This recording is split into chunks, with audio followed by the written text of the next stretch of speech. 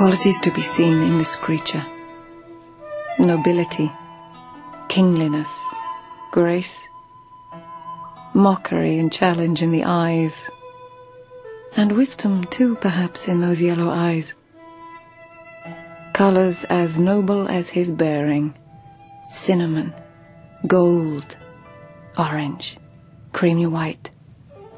All colors mingle, merge, and intensify in the black of the stripes. He could take a hand off with one bite. An entire arm. Even your head.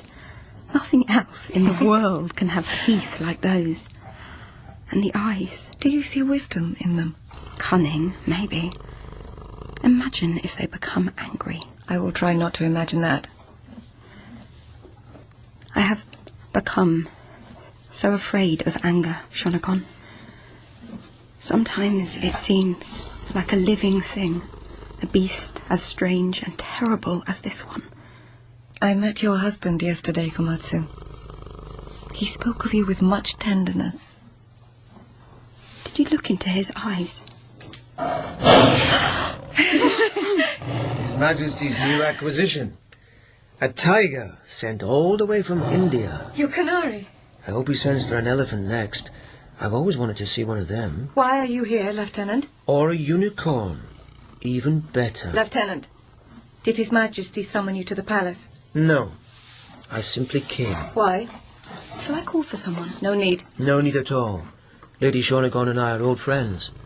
We have been through all manner of mysteries together. But this new mystery... I think you should leave us, Lieutenant. I will speak with you later. I came to this mysterious place and begged an interview with the Empress. Her Majesty graciously allowed it. I then, with all humility and all the grace I could muster, begged her permission to ask her most loyal and beloved lady, the Lady Shonagon, to be my wife. Wife? She is my only love, I said. I am hers. Her Majesty nodded and said that might be so. It might well be. But the Lady Shonagon has already married someone else. Things I have seen in this man's eyes: challenge, cleverness, mockery, and anger. All these, yes. But wisdom? Of a kind, perhaps. Shrewdness, certainly. With calculation, ruthlessness, compassion, and confusion. And love. But never before this. Drunkenness. Lieutenant, have you been drinking? No, I have not. Because if I thought you had spoken to my Empress with any disrespect... I spoke to Her Majesty soberly and with the utmost respect. And when she gave me her answer, I don't think I said anything at all. Although I can't be sure. I may have managed a low bow and then just came reeling out of there. You have a husband. Yes. You didn't have one when I saw you last. That was almost a year ago. Yes, such a long time. A busy and rather insane time.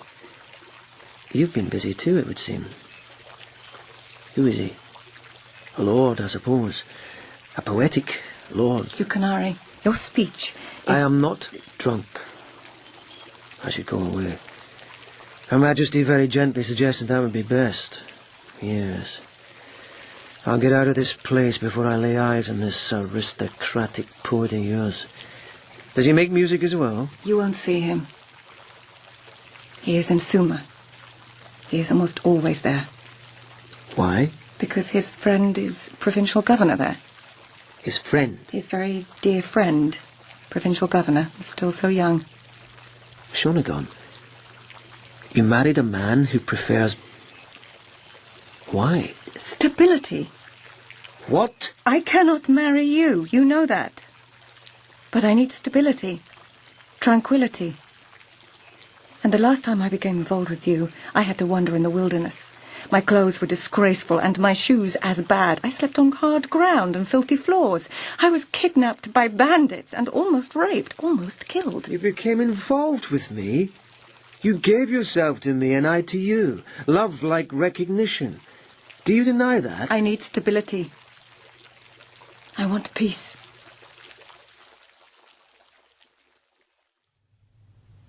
Sushio the poet. Sushio the beloved poet, loved by emperor and guardsmen and ladies and girls and boys and lords. Not by every lord. I've seen even the stuffiest lords struggle to hide their smiles. Oh, how Sushio can make people smile. Sushio the teaser. Sushio the clown, the merry and kind. Sushio who speaks so tenderly of his wife. The wife who every day grows more afraid of Sushio. Komatsu, why afraid? He is changing, Shonagon. He can change in a moment.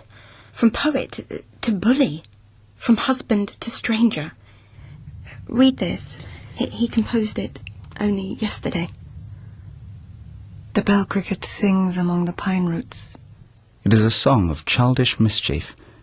She calls to her side her million sisters, who sing in a chorus of mighty mischief, while my tears cloud my sight, and I fumble to put on my shoes of burning iron. Well, It is strange, but your husband's poetry often is. Shoes of burning iron. you could stamp out many crickets with iron shoes. You think that's what he means? I know he used to call me his singing cricket child. It began the first time when we were first together. The sounds I made. Oh. Will you talk to him, Shonagon? I know how fond he is of you. Because I defend his poems against stuffy lords. More than that. He might confide in you.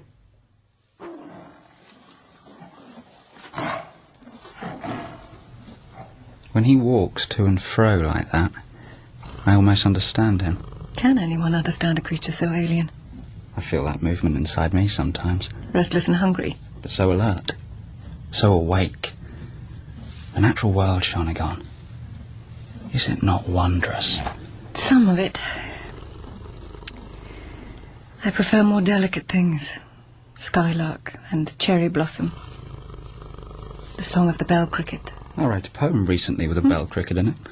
Last night, the night before. But I want to see and hear them all. Every creature there is in the world. If you could make one of your lists, naming all that there is... I would need an entire world of paper. Well, I'd happily travel until I'd seen and heard them all. Animal, bird, tree, blossom, insect... Fish, too? Every finny one. And everything we found. Komatsu would put a lovely little mark against its name on your list. You would take your wife with you? Oh, of course. Sushio and Komatsu. The husband and wife who journeyed through wondrous nature and knew the names of everything. He speaks so fondly of her, and yet she says she's afraid of him. Shonagon, if I wasn't called here to investigate a crime, I'm certainly not here to fathom the mystery of your friend's marriage. No, you came to ask me to marry you. That is impossible, so why are you still here? The Empress hasn't asked me to leave, only suggested. She likes me. So does the Emperor, even more so. If I ask Her Majesty to order you to leave... The thing is, I thought I might make a study of this place. A study? The rules, the customs, its curious ways. You say you married this man for stability, but why did he marry you? If this very dear friend in Suma is who he really wants. We are companions to each other. He is not a poet, but he does play the lute very well, and he adores my lists. He and I can talk of all manner of things to each other. On the odd occasion he's here. Is that all? He did rather want a child. But you told me you couldn't have children. That's right. Did you not tell him that? It was a risk, but I was fairly sure all would be well. What risk? He came to me only once. It was not a success. I was fairly sure it would not be. We are reconciled. Forgive my frankness, it seemed necessary. By all the gods. What kind of place is this? Images of husband and wife. The colours they wear make harmony in the peaceful dusk on the veranda. Their nearness to each other, a single shape in dim light. Harmony again. 2 smiles. Hers, downward, almost hidden. His raised and teasing. No fear in that downward smile, surely. Maybe shy trepidation at some outlandish thing her teasing husband may say at any moment. This policeman of yours, Lieutenant Yukinari. he is a very interesting man. You've met him? We had a good long talk today. He's a guest of their Majesties. So he told me.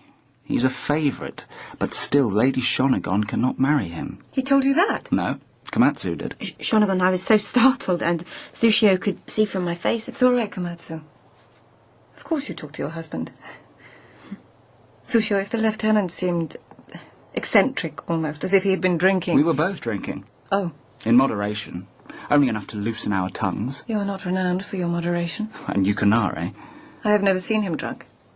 But the way he's been talking recently, outlandish. Many spirits are writhing inside him, and they send his words tumbling out of him. That does not sound like the Yukinari I have known. And that is how some of my poems are written.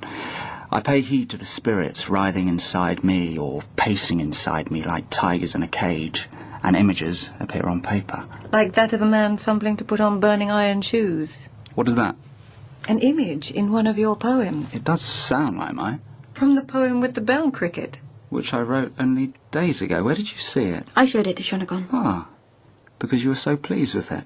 So proud of me. Yes, and puzzled So by pleased it. and proud you took it upon yourself to share a draft, only a draft, mind you, of my work with palace ladies. Only When you Shonagon. know I never share drafts. I'm not one of your complacent lords with their Chinese precision and rigid designs. Sushio. The ones who are no more than scribes of prosodic law and never alter a syllable. Sushio, please. I am a Japanese poet, and I consult my spirits and my tigers, but I do not allow them to roam without discipline, unchained, visible to any and all in their first drafts. I do not allow it!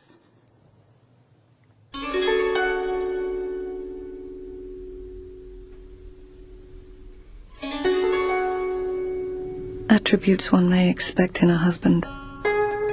Solemnity in his vows. Fidelity. Or at the very least, discretion. Tenderness and patience. Silliness and teasing and sulkiness. Manliness, of course. And a man may change in a moment.